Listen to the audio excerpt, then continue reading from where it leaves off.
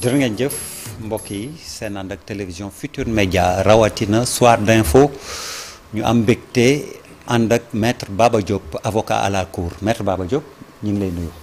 maa ngi lay fay Der di nuyu mbokk yi ma fekk fii ci télé bi. techniciens yi ak personnel bi. di nuyu également téléspectateurs yi ñuy seetaan ci seen télévision bu célèbre bi di TFM.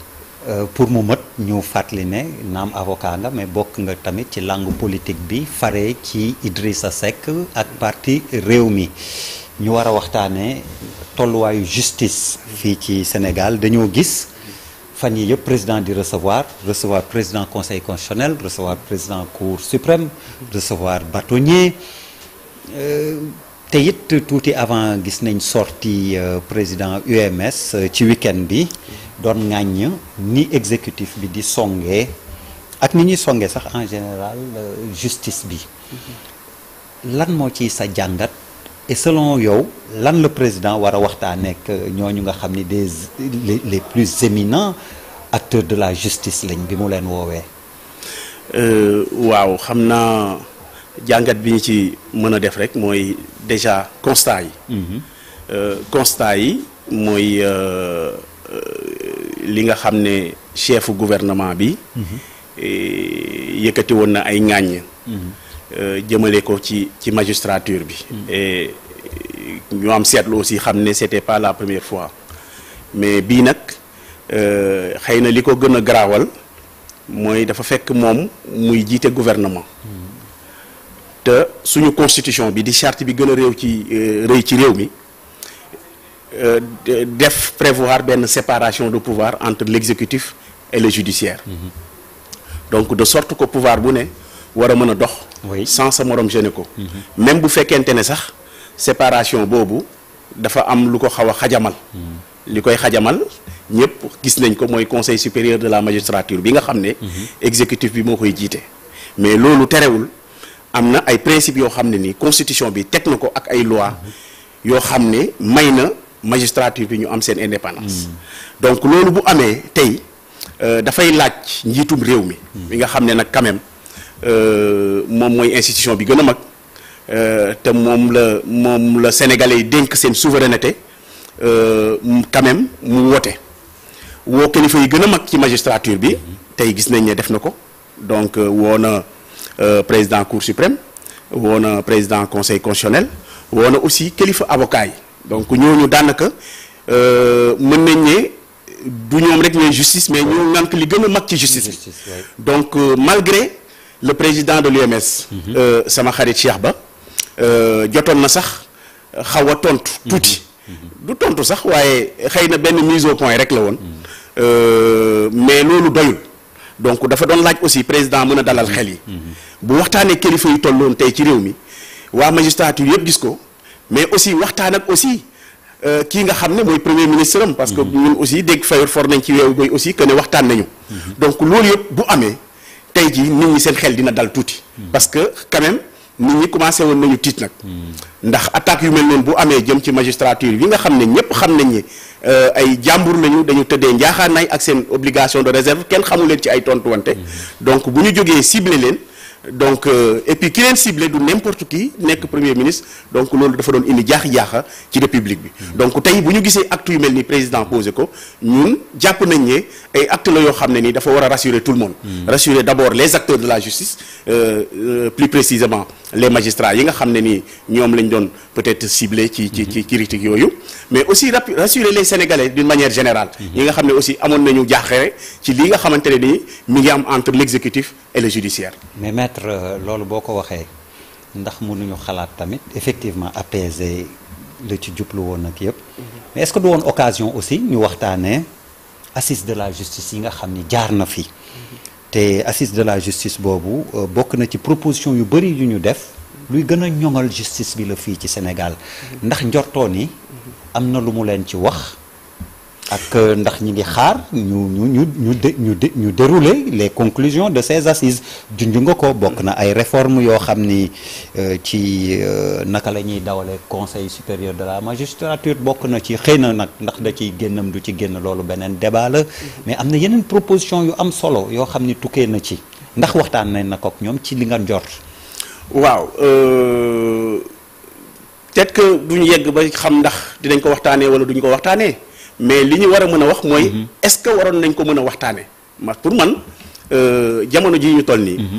tey jot na nag parce que ñëpp gis nañu tey jii maanaam lien de subordination bi am entre exécutif bi. ak li ñuy wax les magistrats du parquet. mooy le ministère public. parce que ñëpp xam nañ ne bu ñu nee indépendance de la justice on fait plutôt allusion ak magistrats yi nga xam ne dañuy àtte.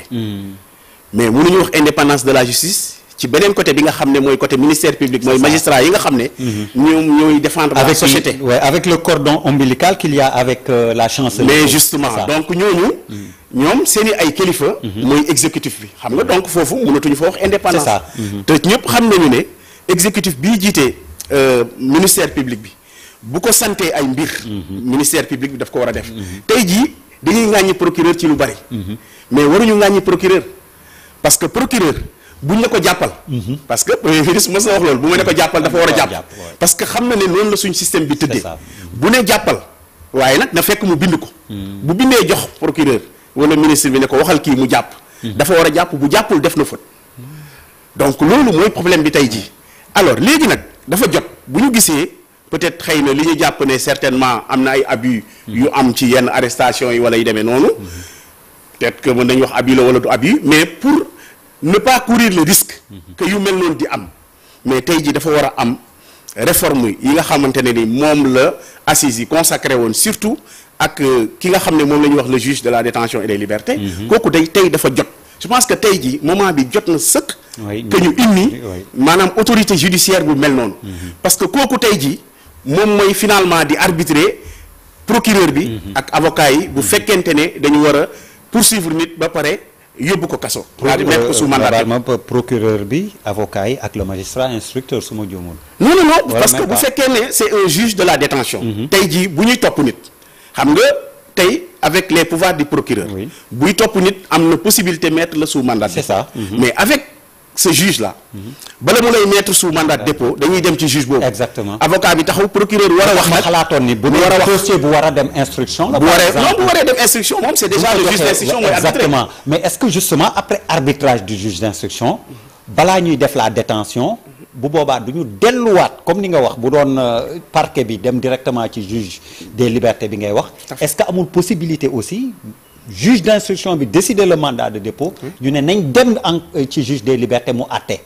waaw loolu yëpp ça dépend ci li ñuy consacrer. voilà li ñuy tëdd mais objectif bi véritablement pour ce juge là c'est véritablement ñu arrêter les pouvoirs bi nga xam ne procureur am na ko di mettre des mandats de dépôt systématiquement parce que en vérité tey jii s'il y a tous ces mandats de dépôt là ou bien s'il y a toutes ces détentions là yi nga xamante ne ni prison yi fees nañu et tout ça mais c'est surtout à cause des pouvoirs du procureur maintenant c'est vrai est-ce qu'on peut lui en vouloir parce que aussi suñu réew mi xëy na xaw na jaxasoo wala peut-être délinquance bi toll na niveau boo xamante ne nii il faut que mu am politique criminelle aussi bu kii mais est-ce que état bi am na moyen wu véritablement de cette politique criminelle là donc de ce point de vue là je pense que tey jii prétexte bi président am tey pour recevoir toutes ces autorités là je pense que war na doon occasion xamuñu exactement lu ñu fa wax mais war na mën a doon occasion li nga xamante ne nii tey jii waxtaane woon nañ ko ci assise de la justice yi tey jii vraiment ñu teg ko sur la table pour jéem ko appliquer et puis teg ay réformes alors pour réforme yooyu xëy na nga fàttali ñu loo jàpp ni yow lu mënul ñàkk la bon li mënul ñàkk tey jii fondamentalement mooy avènement wu juge boobu parce que le constat il est là suñu prison yi mënatul contenir ña fa nekk te loolu bu ñu koy wax on pense que c'est des plaidoiries ou des plaidoyers wala yu demee noonu mais c'est un constat prison yi mënatul contenir ña fa nekk détention yi yàgg na le président de l'UMS wax na ko keroog c'est vrai on déplore ñi ngi déplorer lenteur justice wala yu demee noonu mais c'est vrai que aussi juge yi aussi dañ leen submerger c'est-à-dire que dossiers yi attanatuñu ko ñoom il y a énormément de dossiers da ngay gis cabinet d'instruction bu yor 600 dossiers war ci def enquête boo xamante ne nii 600 dossiers ci benn juge waaw à Dakar aussi bien à Dakar qu'à Pikine ñooñu attanatuñu charge de travail bi nga xamante ni moom la cabinet yi yor. attanatuñu ko. donc il faut que l'État réagisse rapidement dafa jot.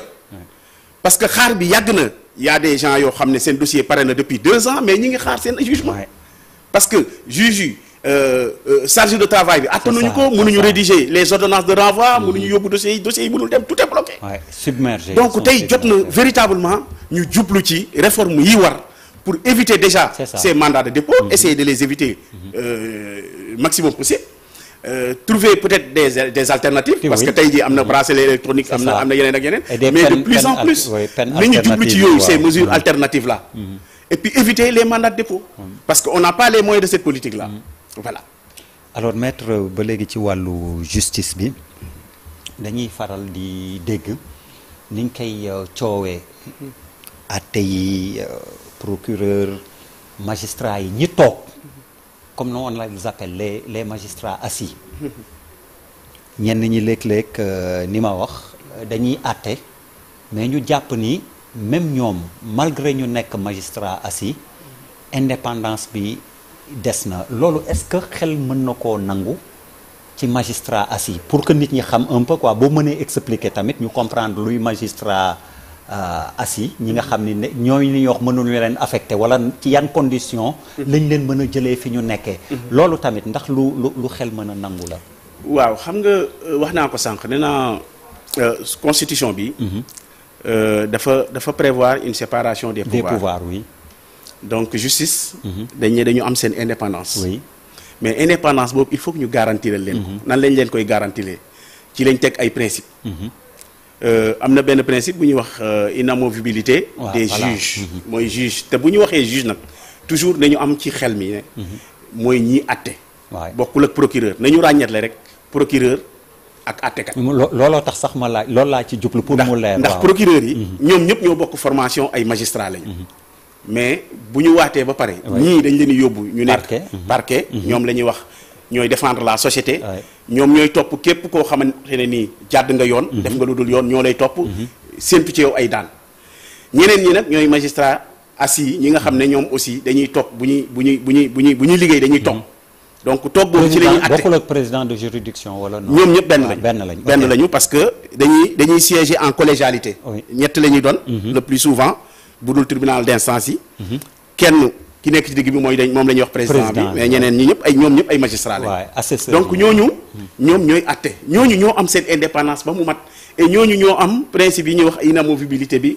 ak yooyu donc ñooñu mënoo leen déplacer affecté leen ci beneen place te joxewuñ ci ñoom seen kàddu c'est-à-dire ñoom ci seen bopp ñu ànd si parce que loolu dafay garantir seen indépendance contre certainement li nga xam ne mooy xajamal indépendance bi mooy conseil supérieur de la magistrature bi nga xam ne ñoom ñoo yor seen carrière xam nga ki yor sa carrière tey jii normalement yow da ngay tenter à ce que bu subiree pression ci yow da ngay accepter da ngay céder parce que man mënuma yor sa carrière bu ma la santee doo def loolu yenuwul maanaam mais nag aussi loi bi aménagé na ay yeneen porox ndoll yoo xamante ne ni aussi finalement may na magistrat bi daal ne ko yow am nga sa indépendance finalement ça devient une question de personne yow yaay xool ne am nga sa indépendance waaye nag sa carrière kii moo ko yor. mais maître selon li nga expliqué. c'est un problème. oui relativement finalement. c'est un problème oui relativement. mais der moom moo tax ñu ne la question de l'indépendance du magistrat est une question d'homme. magistrat bi moo koy jëlal boppam. jox nañ ko mi ngi nii mi ngi sa loxo. yaa koy jël wala doo ko jël. waaw mais ni nga wax boo ko exercer ba conseil supérieur de la magistrature bi nga xam ni fa la ñuy seetee ndax mën nañ la déplacer mu déet jot mu santoon la wala ñaan la ak yooyu nga bañal ko wala gàntal ko ndax duñ fa jaaree ni nga wax ne waa ji de mi ngi Mbuur je donne un exemple tribunal bu neex la wala Dakar bàyyi ñu yóbbu ko feneen ma bañ a fu gën a sori bañ a tudd fenn pour ne pas stigmatiser mais on a vu récemment ñoo xam ni dañ jàpp ni dañ leen sanctionné ñëpp xam nañ ban contrée ban dëkk lañ leen yóbbu mais der looloo tax sànq ma ne loolu mooy li xajamal indépendance bi moo koy xajamal véritablement c'est un débat et d'ailleurs c'est à cause de ça que mooy ñi fi nekk ni tey looloo tax ñoom ñu promettroon ne bu ñu ñëwee dinañ ci génn voilà ñu jël mais nag malheureusement on s'est rendu compte que finalement dañuy def comme ñeneen ñi parce que ils ont besoin justement de ce lien de subordination là parce que dañ koy soxla politiquement donc c'est ça le problème mais tey jii jàpp nañ ne la question de l'indépendance du juge ne se pose pas. Ne se pose pas parce que elle est consacrée par les textes. Il appartient juste aux magistrats d'en jouer. Mais juste rendre hommage li nga wax avec donc ces magistrats qui ont des centaines de dossiers dans leur bureau. ñu leen di massaw ndax liggéey bi metti na di leen encourager di leen gën a ñaax. Au plan politique maa ngi ko doon wax au début da nga am engagement. Avec ce mouvement merci déjà merci tur bi xam naa ni c'est très bien trouvé. fare ci parti Rewmi Idrissa Seck bu mu la doon laaj tolluwaayu réew mi situation socio-politique économique ci tënk loo ci du ngeen ci xalaat. waaw ñëpp xam nañ ne jamono ji situation réew mi métti na c'est vrai parce que dañoo am un nouveau régime. boo xam ne ñoom ils entendent gouverner seuls et malheureusement. Le constat est là amuñu moyen yu doy pour gouverner ce pays-là et jàpp naa ne war nañu ubbeeku. looy woowee moyen yu doy amuñu moyen. bon mooy amuñu ressources humaines. de qualité bi nga xam ne mën na génnee réew mi fii mu nekk nii. loolu c'est un constat da ngay rafetal ma ni donc yow compétence daal ngay évoquer. oui bu mat sëkk. non des na. compétence bu mat sëkk des na. wax dëgg yàlla c'est vrai que am nañu des quelques personnes de qualité ça c'est vrai mais doyul et yaakaar nañu ne Sénégal fii mu toll nii boo duggee ci réew mi. war nga fi mën a gis des personnes de qualité yoo xamante ne ni tey bu ñu leen associé woon ci li ñuy def ci réew mi parce que réew mi ñëpp a ko bokk. tey jii boo gañee sa élection ba pare. dépassé nañ politique politicienne. on a besoin tey ku génnee Sénégal ci problème yii mu nekk nii te Sénégal pour génnee ko ci problème yi mu nekk nii je pense que ñoom rek doyuñu il faut que ñu ubbeeku. jéem a dugg ci réew mi xool les personnalités yi nga xam ne ñi ngi ci réew mi. am ay capacités réelles pour génnee réew mi ci guute gii ñu nekk nii ñu seeti leen mais je pense que bu ñu tëjoo ci nii ñu tëjoo jàpp ne peut-être xëy na ci ñoom rek la yem loolu je ne pense pas que suñu situation bi dinañ ci génn. maître dafa mel ni da ngeen di fëgg de un pays il faut un pouvoir une opposition ci opposition bi ngeen nekk a priori donc fëgg naan nañu wala da ngay suggérer parce que maa ngi la bëggoon laaj de ces nouvelles votre leader Idrissa Seck bu ñu ko woowoon mu dem. non Idrissa Seck je pense que c'est koo xam ne la nii sénégalais yi xam nañ ko. xam-xamam ak dayoom ci réew mi je pense que du lu ñuy laam-laamee. te réew mi rek a ko ñor aussi. je pense que aussi si bu ñu ko woowoon ci luy defar Sénégal aussi. mais il y a aucun doute que dina ci participer. Mais comme ni nga ko waxee gouverner wuñu bokkuñu ci régime bi mais naturellement ku ci nekk yaa ngi ci sa liggéey. mais ku leen woowoon ngeen dem. mais ku ñu woo ci luy defar réew mi mais naturellement da nga ci bokk der. loolu je pense que keneen ak waaw mais jamono Macky Sall aussi c'est ce qui avait été évoqué pour rejoindre le pouvoir. loolu man sama xalaat la rek. de toute façon c'est pas. et finalement ça finit par brouiller le vote des Sénégalais.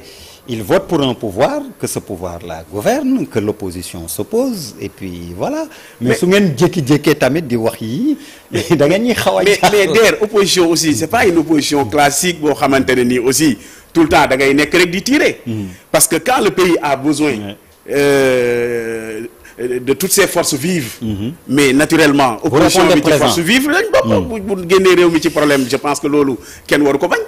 donc loolu c'est pas une question d'opposition et de pouvoir. C'est juste une question de patriotisme. Idrissa Seck personnellement gëj nañ ko dégg lool ci lu mu nekk ci lu ngeen nekk. ñu ngi ci réflexion yi. moom ci lu mu nekk mi ngi ci liggéeyam. mi ngi ci liggéeyam mais le parti ñu ngi waxtaan ñu ngi diisoo ñu ngi essayer organiser wu pour xelaat loo xamante ne nii aussi mais dinañ mën a soumettre aux Sénégalais pour génne réew mi ci problème yi. loolu ñu ngi ci. Et je pense que peut-être très bientôt nit ñi danañu ci dégg wala danañu ci gis. Alors vous allez me dire que j'insiste. Mais su amoon un appel ñu xëy ne on appelle Idrissa Seck personnellement ndax dina dem fekki ji nguur gi fi nekk. bu amee appel danañ ko waxtaane. bu amee appel comme ni nga ko waxee rek appel moom mooy woote rek xam nga woote aussi mënuñu woo nit ñi les gens daw de gauche à droite mais. Ceux qui se sentiront concernés. mais dinañ wuyu mais naturellement aussi. quand je dis un appel pour participer à la gestion du pays je veux dire. mais boobaa dañ koy waxtaanee. boobaa dañ koy waxtaanee parce que. mais ñun bu ñu ay nit yoo xam ne du yéenay bañ maître nga baal ma mais ni ma lay déggee nii moom du yéenay bañ dem participer ji. participer ci lan. parce que déjà il faut que à la gestion du pays. mais ku ñu ci woo ñu waxtaanee ko. ci lan la ñuy participer mais loolu dañ koy waxtaanee der loo gis lu ne dañ koy waxtaanee bu ñu woowee ci dara mais ñun xam nañ fu ñu toll ci réew mi ñun duñu ay bon je ne sais pas ay technocrates la ñu à la limite. mais am nañ xam-xam am nañ ay expertise mais bu ñuy woowee ci loo xamante ne nii dañu war a bokk ci liggéey. mais dañuy waxtaanee loolu. ba juboo ci buñ ci jubóowee ñu ànd ci. alors mënoo fi woon bañ ñëw ba dem. te laajuñu la ci dossier boo xam ni da nga ko yore xaw ma secret de l'instruction ndax da la tënk ndax bâtonnier du la ci ŋàññ après. mais foofu ma laaj la ci Badara Gadiaga ci ñi yor dossier wam nga bokk nga am ci taxawaay boo am solo tamit. ñu la ciy gërëm di la ci remercier. di la ci encourager. luñ ci mën a jàpp jamono ji gannaaw juge bi xool na ci aqulaay taalaam mujj ko. ne da koy féexal mais parquet opposé wu. waaw xam nga c'est d'ailleurs l'occasion ñu rendre hommage le doyen des juges. Abdou Aziz Diallo. Abdou Aziz Diallo parce que dafa jël un acte bu courageux. parce que loolu du tout le temps lañ koy gis ci juge. que mu déglu nit ki xam ne kii amatul benn raison pour téye ko en prison. xaarul ci avocat yi xaarul ci kenn mu jëlal boppam dogalam. ne daf koy féexal. loolu donc c'est un acte boo xamante ne ni dañ ko war a saluer. et puis di ko encourager ci juge d'instruction yi ñuy faral di def yu mel noonu. gis déglu nit nga xam ne kii li nga ko dégloo yëpp gisoo ci dara loo xam ne war mën a des prison mais nga jël sa décision. donc moom def na loolu. bi mu ko defee nag procureur moo ci d'accordul donc procureur def na appel. ñu ngi xaar fii ak ay fan am nañ yaakaar ne fii ak 10 décembre maximum. parce que délai 30 jours yi nga xamante ne nii délai 30 jours yi nga xamante ne nii moom la chambre d'accusation am pour ñu layoowaat foofu à la chambre d'accusation li nga xam ne moom la appel bu procureur bi def donc boobu ñu ngi koy xaar fii ak le 10 décembre incha allah pour dem layoowaat ko pour vraiment que ñu confirmer au moins la décision pour que Badara mën a dellu si ci njabootam. Maître Baba Diop jërëjëf. jërëjëf mais der man ma aussi profité ci occasion bi ci toujours ci justice bi parce que wax nañ sànq ci magistrat yi mais dañu fàtte benn maillon bu am solo ci justice bi mooy les greffiers di liggéey bu am solo te defoon fi daaw ay grève yu métti loolu aussi na leen état bi bàyyi xel parce que jëloon nañu ay engagement donc nañu régler les problèmes de la justice bala muy trop tard parce que fu mu nekk nii justice bi mi ngi étouffé voilà loolu moom c'est un cri de cœur. Oui, maître, je suis parfaitement d'accord avec vous et ma sol robu avocat. Voilà. ne lu ñu leen defal nañ ko xeeb. muy juge d'instruction yi muy juge tout simplement magistrat greffier yi ni mu ko waxee. auxiliaire de justice yi. ñu leen di gërëm di leen sant léegi ñu dellu si waat ànd ak yéen ci xibaaru marax yi ci kattanu borom bi maître jërëjëf. merci maa ngi lay nuyu di gërëm.